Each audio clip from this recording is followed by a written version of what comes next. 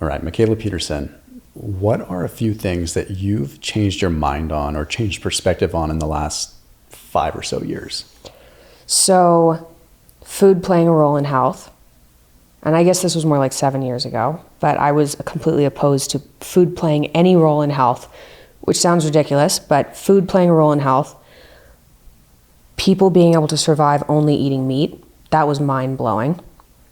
Let's see, what else? Oh, trusting doctors. I grew up in the medical system. I was at the doctor's once a month at minimum since I was maybe 6. They figured out I had arthritis when I was 7. Obviously, when I figured out that food was the main issue I was having, and like food intolerances and whatever, I completely lost faith in the medical system. So I don't throw all doctors under the bus. There's many good doctors out there, but for the most part, doctors knowing what they're talking about more than you know your own body. The government knowing what they're doing.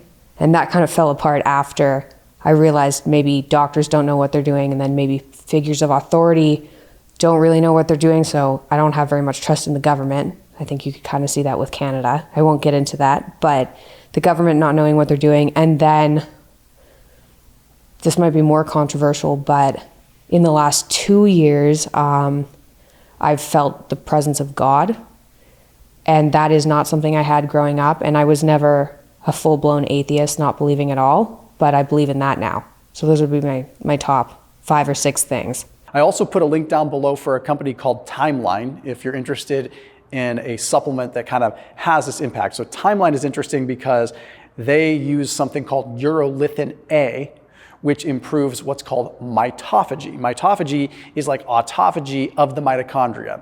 Complicated, but it means that the mitochondria is able to recycle itself and get stronger. And this is based on some pretty solid peer-reviewed literature. They've got studies in JAMA, they've got studies in other journals that back up what urolithin A is. So I put a link down below. Urolithin A is extracted from pomegranates, but not everyone can utilize it when it's consumed in a pomegranate form. So urolithin A and MitoPure is just a unique technology with it. Again, I don't want the net impression of this video to be buy this supplement. The net impression of this video is a lifestyle approach that I'm going to share with you. I just feel like this is an adequate supplement to mention. They're also a great sponsor on this channel, and it's an appropriate time to mention them. So that link down below saves you 10% off MitoPure, whether you use their whey protein MitoPure, whether you use their berry powder that you can add to shakes, or you use their capsules. But I highly, highly recommend it if longevity is your current focus. So that link is down below in the description. Well, let's double click on them a little bit. So Okay. First on food not playing a role in health. So you were one of Yes. these people that was like, no, we're all just kind of uniform, unibody, where what we eat doesn't really impact us. It comes down to, some kind of intervention. That's the only way that we can help. Or yeah, calories. Like I used to go pick up the list of pharmaceuticals I was on, and at the bottom of that list, it would say allergies, none. And I used to look at that and be like, okay, I'm really sick, but like, thank God I don't have any allergies. So it was just like, and anyway, I can vividly remember myself looking at that and being like, well, I'm very thankful I don't have any like stomach problems or allergies.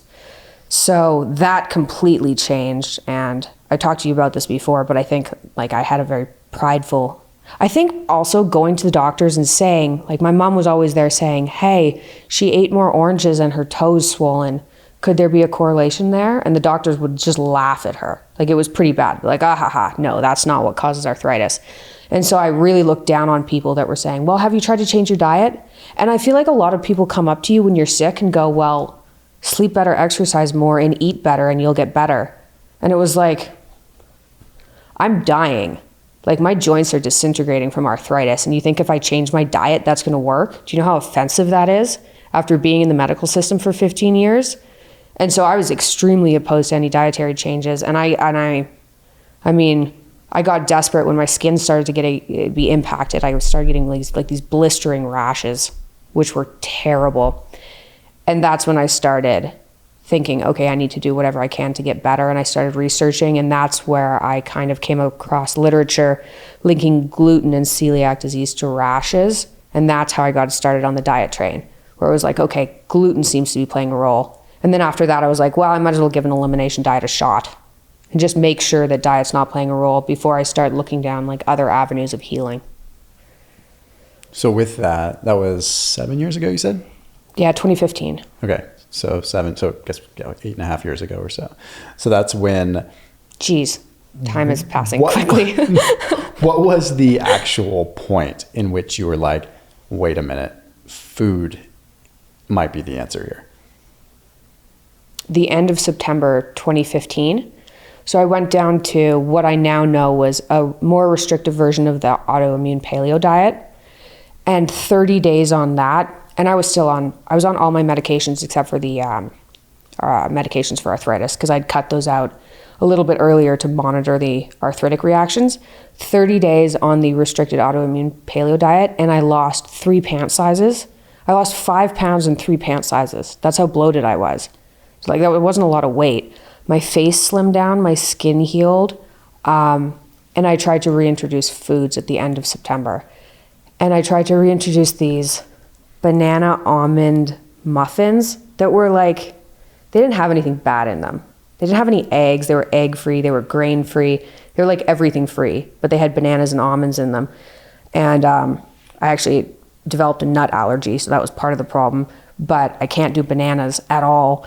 And I was walking through the grocery store a couple days after I ate those. I actually woke up that morning and my wrist hurt, and I was like, oh, I ate the muffins. I reintroduced the muffins and my wrist hurt. And 2 days later, I was in the grocery store and my knee locked up. And I spent the next 2 days in bed with arthritic pain. And my arthritic reactions were never that severe. They were always there, but it wasn't like suddenly I couldn't walk. And that's what happened after I reintroduced the banana almond muffins. And after that point, I was like, all of my problems are food. Okay, so moving into the second point that you've changed your mind on, surrounding an all-meat diet, right? So that was, what was your perspective? Did you have a different perspective on meat entirely? Or, because 9 years ago, people weren't really talking about carnivore. I mean, there were some fringe avenues talking about it, but were you kind of anti-meat? Were you a plant-based person? What was the perspective there that had to shift so much? I don't think I had to shift that much. I mean, I never thought you could actually survive only eating meat. Yeah. I always thought you needed the vitamins from vegetables. So it was mostly that shift. I was never anti-meat. Like, my grandpa hunted. I always thought meat was a health food. I never tried being a vegetarian. I cut out pork when I was 16 because I watched some movie and it made me sad about pigs. And I was like, okay, I'll eat other meat, but I'm not going to eat pork. And it turns out pork doesn't make me feel good anyway. So a lot of histamine in pork. Yeah, that could be it. That could be it. So it wasn't a huge shift, but I mean, it was pretty mind-blowing to find out. Like, when I went on the all-meat diet, my vitamins were covered. So I was deficient in a lot of B vitamins, and they all went up. And I was like, oh, my blood work has been weirdly deficient since I was a kid. Like, vitamin D's always been low. My zinc was always low. My zinc recovered only eating meat. And so a bunch of vitamins that were also low on the kind of autoimmune paleo diet recovered eating meat. And that was definitely mind-blowing, like, for my whole family, especially for such a long period of time, because initially we were going to try it as an elimination diet, and then we couldn't reintroduce anything without having autoimmune flare-ups. So yeah, that was a little shocking. Definitely. That's going to be eye-opening for you. Yeah. So there's no sign of you going back. I mean, you're good on meat, period. Or do you think there's going to be a point where you say, hey, like, I want to test some things out again, or you feel so dang good, just don't even bother? No, I do think that there's something that I haven't figured out that's bugging me. And I always thought, well, maybe it's a gut issue. Maybe it's some sort of dysbiosis. Maybe it's a viral issue. And so more recently, I think it was from being exposed to mold, and I'm trying to treat that damage. Our basement, I grew up in the basement of my family's house in Toronto, and there was a leak that we didn't find for years, and there was black mold all behind the drywall in that basement. So I think that could have contributed to it, because when I moved to Florida, I had some symptoms reemerge when I was exposed to mold again, even though my diet stayed the same. So that's the theory I'm looking at. And I do think if you've healed, you should be able to do something like the Lion diet, eat meat only, and then slowly reintroduce and figure out what's bothering you. And you should be able to train your gut to tolerate those foods again. So using probiotics and kind of like a GAP style reintroduction. And I think if you can't do that, something's wrong. And if it's not your diet, then it's probably your environment. But there's so many factors here. And even testing gut dysbiosis, like you can do stool tests and things. They're not very accurate. It's pretty difficult to get a handle on that. Definitely. So, no, like my plan is to figure out how to reincorporate foods, but I'm 6 years in and I haven't figured it out yet. I still think I will. Yeah. I'm very optimistic. For sure. Yeah, and there's more and more stuff coming out, and sometimes it's hard to find it because it gets kind of poked fun of, online, like people, it's like anything that's kind of in that category. It's like, okay, if it's not the mainstream, like calories in, calories out, we don't really want to hear about it, but it's out there. Like if you take the actual time and you have the discipline and the diligence to look on PubMed and look what's coming out, like you can do a simple search on these things, like in PubMed. PubMed's got a really awesome search interface. Like you can find that the stuff is coming out, and you just have to kind of be your own advocate with that. And which, speaking of being your own advocate, okay, number 3 had to do with doctors, right? Yeah, it's a bit better now, but so when I started dieting when I was 23 and my autoimmune symptoms went away, I got really angry, and it got pretty bad. Like I started having panic attacks when I went into hospitals, which isn't ideal. Like that's not a good response to have, but I'd been in so many surgeries, and I'd been in the medical system for so long that I was like traumatized by it and angry because I'd had my hip and my ankle replaced. You can't go back from that. And I was like, well, if someone had just said, eliminate all these foods, then I could have saved my hip and my ankle. So I was not happy about that, obviously, and I was very angry at doctors. Surgeons are cut out of that. Not angry at surgeons. I think they're very useful, but like doctors that deal with chronic illness and refuse to look at lifestyle, I was like, do you know how many people you're harming by telling them, oh, we've got it. There's absolutely nothing you can do. Here's the drug you need. It'll help. Even though none of these drugs for chronic illnesses help. Like I was diagnosed with juvenile rheumatoid arthritis, and they told my parents it's severe enough that she's looking at multiple joints replaced and probably an early death. But here's the drugs that like might help. And they create these like fake stories for these chronically ill people and get them to believe that their only hope is the doctor. And at the same time, they laugh at all these alternative treatments. And that's horrible. And you're in such a vulnerable place when you go to a doctor and tell them how much you're suffering. So obviously I'm still a little worked up about it. No, for but sure. So doctors, I think, are dangerous. They're also the 3rd leading cause of death, doctor mistakes. Like people don't talk about that. They're like, oh, go to a doctor, it's safer. Statistically, not really. Like, that's not a stat I made up. Yeah, and it's like, do you think it's just this myopic view, like where it's hard to look outside, or maybe there's pressure to look from looking outside? Like, there's such a system and a process, and if you think outside of that box as a physician, do you think there's a lot of peer pressure from them where they say, hey, maybe they actually feel this way. They do want to talk about diet. They do want to talk about lifestyle more because they know that this stuff matters, but there's pressure from their scientific peers to not really talk about it. So it's almost becomes this, okay, hear no evil, see no evil, speak no evil sort of thing. Definitely. Yeah. But also, as a physician, I think you have a moral duty to not believe that, even if you're pressured into it. Of course. I mean, I have lots of doctors on my podcast that are amazing, like Chris Palmer. He's great. Dr. Khan, like a lot of longevity doctors. They like not all doctors fall into that category, but I think if you go to medical school and it's so difficult to get in, so you know that you're a very smart person to get in, and then you graduate and you go through years of training, and then maybe you specialize and you go through years of training, I think that teaches you to believe that you know everything, and you definitely know more than your patients, so you don't have to listen to them. So I think it's like tricky going into medical school without coming out fairly narcissistic. Now, not like I said, not all doctors fall into that category, but like I think like lots of figures of authority, I think, fall into that from years of training and being told they're the best, to put it bluntly. But I think, and fortunately and unfortunately, with the advent of social media, you're getting more and more docs that are thinking outside of the box because they're realizing, well, wait a minute, if I think outside the box, I can gain a following by being polarizing. And that might not be like their perspective. They're not doing it to become polarizing, but they're saying... Maybe some are. I'm sure there are. Of course, there's always those people.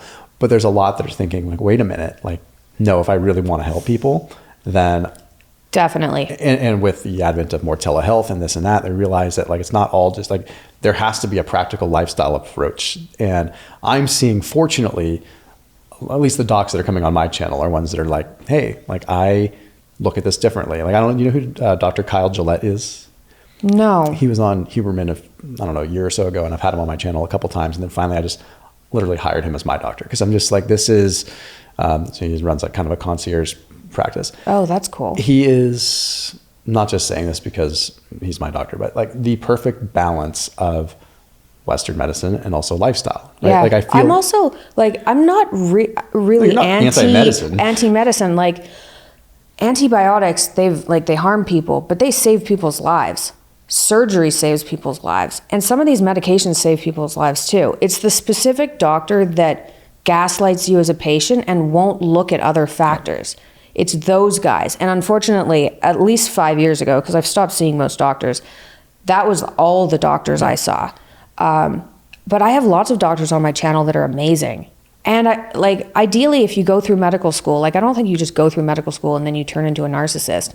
Like you can go through medical school and be a brilliant person and figure out how to help people and be able to utilize everything you know and do more research and help tons of people. Those are great doctors. If you can find one of those, that's fantastic. But I think the average person should know, like, you should go doctor shopping. yeah. Like, don't just go to one that you hear is the best and then take their word for it. Doctor shop and get a number of opinions so you find a good one. Get one that's going to spend the time, right? Because I mean, I worked for years in the healthcare world. It's what I did. And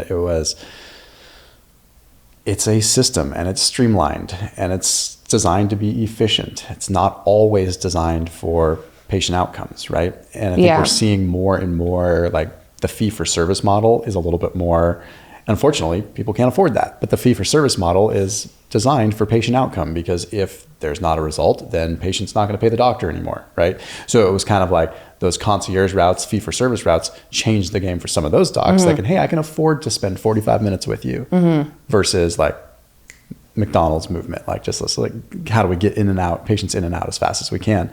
And I remember back in the day, like when we were really starting to like streamline healthcare, there was kind of the beginning of the Affordable Care Act and stuff like that. It was really hard for physicians at that time because they were getting squeezed even more on how much reimbursement they would get and asked to see a lot more patients, which I understand the reasoning behind why that was put in place, but it made it very hard for the doctors, because then they're saying, like, even in an already sort of weird environment where they probably are, or should I say, scratch that, in an already weird environment where there's these pressures to say, look at things a certain way or not look at lifestyle and not look at diet. Now, on top of that, they're seeing double, if not triple, the patient volume. So, I mean, you stack that together, like how on earth can you expect a quality outcome? I was going to say that, like, to give doctors some credit, and my experience is from Canada, but it's got to be hard to see an influx of chronically ill people too, without really knowing what the issue is. Because, like, the amount of people with an autoimmune disorder or a psychiatric disorder right now, or obesity, it's insane. And so, and I know because I used to not understand aspects of like lifestyle impacting your health. Like I used to be one of those people, like I said, that didn't believe the role of like anything, like sleep, diet, exercise. I basically believed calories, and that was about it. And so I've been there. It's just unfortunate if you refuse to like listen enough, because I feel like if you pay attention, you can kind of figure out that, oh, there's other factors in play, and that can really affect people's lives forever. Definitely. Yeah. Okay, so moving on to number 4. So trust in the government. It's a hard one to talk about online, right? I think, like, to put it simply, I think when I lost my faith in doctors, I kind of lost my faith in people who have authority as like in general, which wasn't ideal because it spread to everything. Yeah. I was so mad at the medical system that anybody who like tried to exert power over me or authority over me, I was like, what do you know? Yeah. Like, are you lying to me too? And then I was in Toronto. To put it simply, I moved away from Canada because things were getting scary there. People were stressed out, and it was mostly a problem from the government and a tax issue. Like, they take all your money. So I think it just fell in line with my view on authority figures, which stemmed from like trauma from doctors, from my medical experience. So that's where the government comes in. Probably. And it's also like, they're just people. They don't know more, which is scary. We all They're put our pants on the a same lot. way every day, right? Yeah. I noticed since having kids, you probably notice this too, is like when you realize like it really puts into perspective that we are all human beings, and we all put our pants on the same way every day, and we all have our own little demons that are going on in our own lives, and we can all be completely blindsided by events in our own personal life that directly affect how we do our job, and positions of authority are no different. They are still people that are going to have an influx of their own catastrophic issues in their personal life. And how does that dictate, or how does that change the lens in which they look at the world? And this could be policy, it could be anything. And I've had the same sort of revelation with a lot of things, where it's just like, okay, I know me better than anybody, and I can at least advocate for myself and give me an opportunity to advocate for myself. And whether that's in health, whether that's in academic, no matter what, like, I know myself. And I think that's, like, again, having kids, it's made me realize, like, okay, my son has his own perspective on things, and I don't need to force my perspective on him. I need to encourage him to develop his perspective and lean into it as an individual. Within context, he's 6, I'm not gonna but the point is that, I don't know, it's hard to describe, but you really start to realize, hey, okay, we all have an opinion, and sometimes that opinion is just more powerful, and that can be a little scary sometimes. Yeah, no, definitely. That's been my experience. And I think I overdid it, honestly, where any person in a position of authority, I was like, you're untrustworthy, which wasn't quite accurate, but that definitely stemmed from my experience with the medical system. For sure. And what was number 5 again? God. This is going to be an interesting one. Okay, so Yeah. how have things shifted there? Well, I grew up, like, I wasn't an atheist, but I didn't believe in God. I was kind of agnostic, like, maybe. Like, I'd like to believe in that. It seems convenient. People who believe in that seem to have, like, a peace that I don't understand, but I don't believe it. And then I think with, like, Dad becoming famous, a whole bunch of really traumatic things happened. And my life has been hard, honestly. And I didn't think that till I started meeting other people and then being like, oh, things were pretty crappy for a very long time. And then my mom got sick with this just horribly rare cancer, collecting duct carcinoma, that has, like, people die in 8 months and you can't fix it, basically. And she had this strange experience. She had surgery, and then she had a surgical mishap and almost died from that, and they couldn't fix the problem. And she told us, like, on morphine in the hospital, she's like, I'm gonna get better on my anniversary with your dad. This was like a month before that.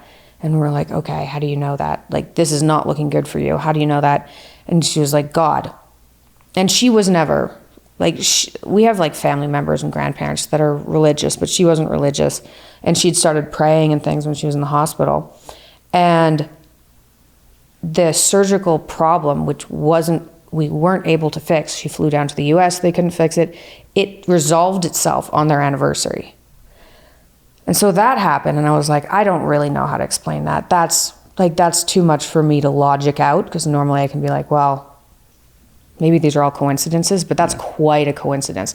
So that happened, and then I met my husband, who grew up a Christian, and I was having a pretty rough time. I was in the middle of a divorce.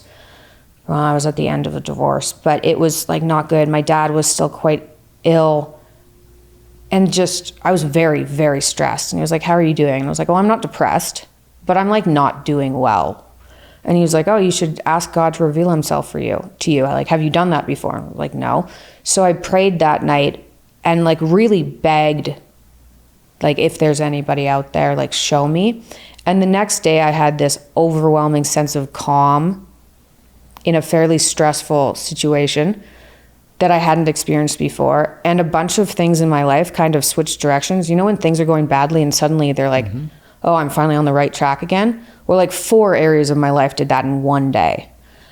And it was like my dad messaged me because he went off of the diet for a bit and he got really sick. He messaged me, said he was back on the diet. It had been about 2.5 weeks and he was feeling better. And so that was a huge relief. There's something to do with divorce, switched directions. I can't remember the other two. Something to do with work, but it was enough for me to be like, okay, I'm all in. Yeah. And my life has been much easier since then, honestly. Like, I was the type of person that not to toot my own horn or anything, but I'm a fairly capable person. I'd figured out my autoimmunity and things, and I'd helped build Dad's brand and like make money just from social media and things. And I was pretty comfortable solving problems myself. So whenever a problem presented itself to me, I was like, I can figure it out. I just have to work harder. Yeah. Sometimes it takes a long time, but I just have to work harder and work harder and work harder. And since then, I've been able to have faith that when a problem presents itself to me, I don't have to work as hard to figure it out. Like, God will show me, or things will line up where God will show me. And if I'm suffering, so I got quite sick in this mold house, and some of my autoimmune symptoms came back, and I was like, I'm eating like lamb and salt. Give me a break here. Like, I can't do anything else. And I didn't have as much anxiety because I was like, this is going to be for a short period of time. I'll figure it out. And when I get through this, it'll show me something I needed to learn, and I'll be in a better place after. So I have that view of bad parts of my life now, as opposed to when something bad happens, you're like, is this ever going to end? Is this just my life now? So that's been extremely, extremely helpful. And well, I didn't believe that before. Like, something had to switch on. I saw my mom and I was like, well, it's working for you, but I don't really get it. Yeah. Yeah, it's this vantage point that you have that you didn't have before as well. You know, you have that combined with, you also now have your past experiences that give depth and a little bit more. It's almost like a topo map, you know, when you're looking at a map and a topography, when you can kind of see, you can take a look at that map and you can see, okay, rather than having it be like a 2-dimensional map that did not have any topography on it, like now you can see, okay, when this happens, I know I can ride that storm. Mm-hmm. And I know, and whether you have faith or don't have faith, also having the experience, like you see patterns. Exactly. Yeah. You see these ups and downs you've had with your diet. I've had those same kinds of things with my body, right? Where it's like I struggled with being obese for a while, and you know, there's things that happen, like ways I used to feel when I was overweight that occasionally I'll feel that now. And it's hard to not go back to a dark place where you're like, it's happening again. Mm-hmm. It's happening again. I'm going to become that person again. And you realize, like, no, you start to recognize patterns. This comes and goes. And even with psychological stuff, right? And psychiatric issues, you realize sometimes there's these or periods of depression. And once you have that vantage point and or have faith, you can look at that and say, like, not to sound cliche, but this too shall pass. Like, I'll get through this, right? Mm-hmm. Like, this is just a pattern and it's going to change. And having that, being able to step back and sort of release and let go, again, not at the risk of sounding religious here, you know, grant me the serenity to change the thing, or, you know, to accept the things I cannot change. That is a huge, huge piece of, I think, any mature adult's life, whether they want to look at it as religion, faith, or just their experiences. And it's a huge breath of fresh air when you actually accept that. That's like one of the nicer things about getting older too, and going through difficult times and getting through them. Like you said, is you start to have more faith in yourself. Like, oh, well, I got through that, so I can get through this. And yeah, if you've had a rough life, then you get more of those, but maybe you get more faith in yourself. Ideally, life doesn't just take you out. Yeah. But yeah, definitely spotting patterns has helped me too. And I think all of these things, it's kind of interesting, like all of the 5 things that you've said you've changed your mind on, all kind of come back to this one sort of core thing, right? Like, you took control. Like, really every single thing you've said, speaking of patterns, that's the common denominator that I've seen here. It's not some small scale little, like, okay, doctors, the government, this and that. No, you took ownership. You took control. You're like, you know what? It's not the fact that, hey, you're a problem because you're a doctor. It's the fact that, you know what? Cool on you.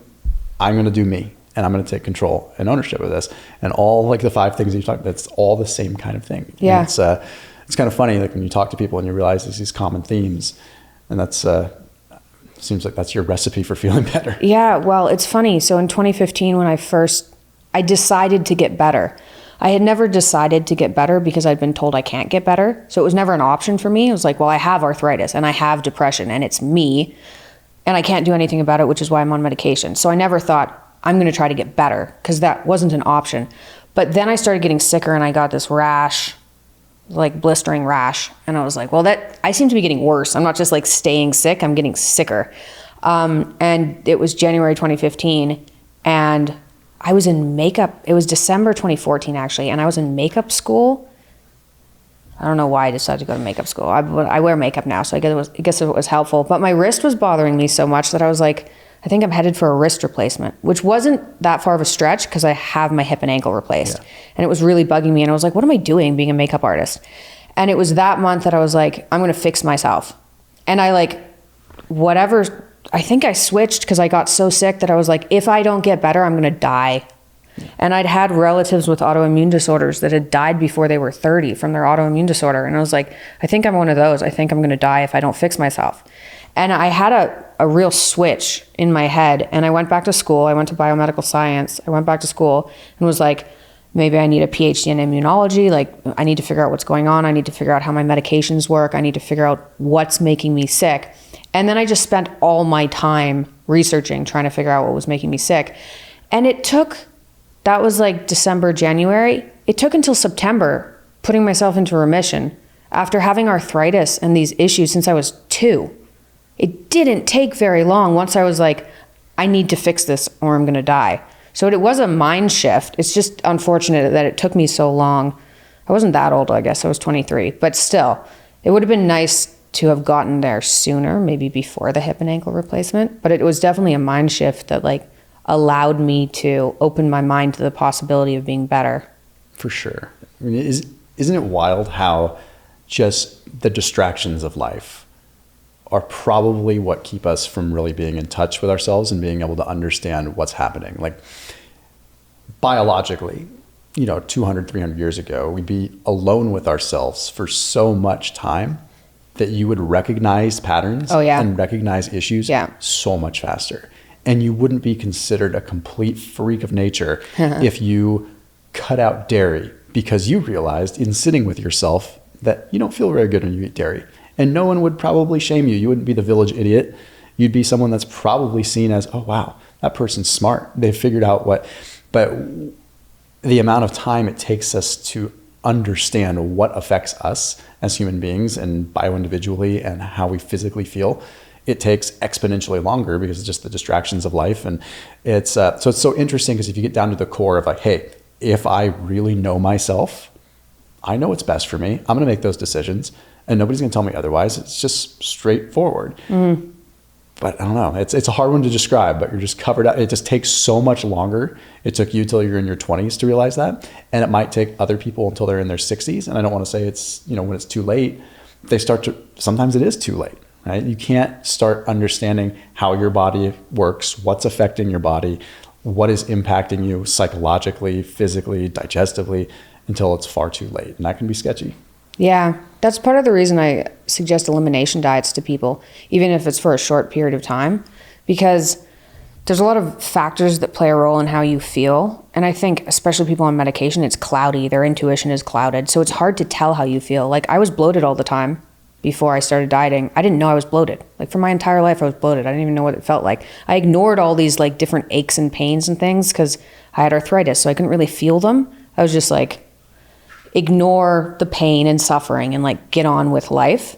But with elimination diets, I think it helps you clear things out dramatically enough that you can reintroduce and start tuning into your body again, which is really important. And I mean, for me, diet was the first place to start. It was the biggest component. There were other components for sure, but diet's it's an easy thing people can do. It's not easy. It's hard cutting foods out, but it's simple enough.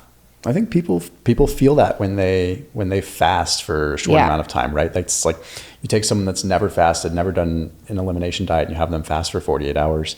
They're like, oh my gosh, I feel so great. Well, it's like, okay, well, right now you feel what it feels like to not have your, let's just call it judgment clouded by all these different systems and processes that are engaging or not engaging or conflicting with whatever you're eating, right? Not to say that everyone should just fast forever, but the point is it's a moment of clarity for people, and it's why people fast for religious purposes as well. It's like great idea. The noise is removed, right? You become closer, in their case, to God, right? So you become closer to God, or you become closer to the earth, or you become closer to yourself. And so we can go on and on about physical benefits of that, but at the end of the day, like for me personally with fasting, it's a spiritual, psychological thing for me. I feel clear, and I feel, to echo what we've been talking about, in control. Mm-hmm. It's funny, my dad suggested fasting because he'd read studies on how autoimmune disorders their symptoms seem to go down if people fast. This was way before the meat diet, because now I get the same benefits from the meat diet.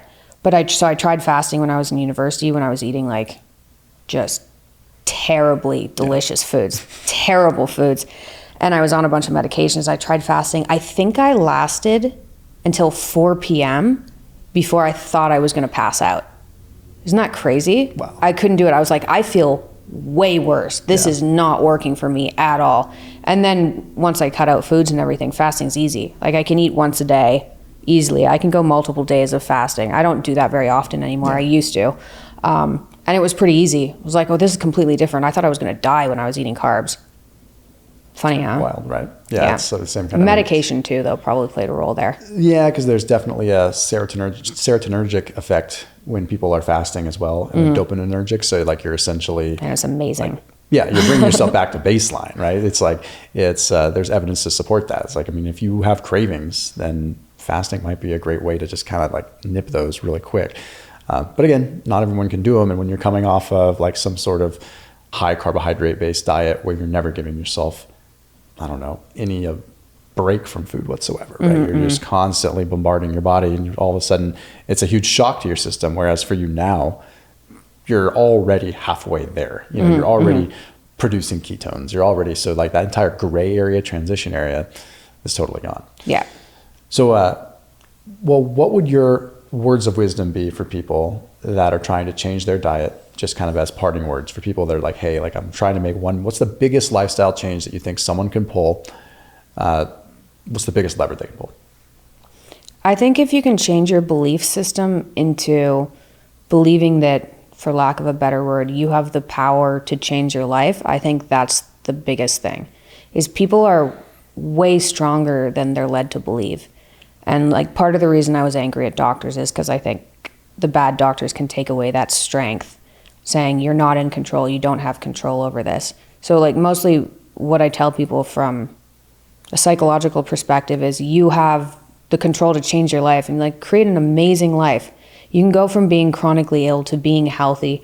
You have to do so much research. It's hard. There's always a transition period. It's scary. It's isolating, but like you can get through it, and nothing's worse than being sick. So like you've got this. You just have to change your mind and decide, hey, I'm going to get better. That's my goal. And then do it. I love that. Well, Mikhaila, where can everyone find you? I am on Instagram at Mikhaila Peterson. I'm on YouTube. My main podcast is my Mikhaila Peterson podcast. It's on Spotify and everything. And then for Lion Diet info, which is mostly aimed at people who are chronically ill, that's at liondiet.com. Tons of free information on there. Everything on there is free. Tons of recipes, how to get started. And then if people have been exposed to environmental toxins, I also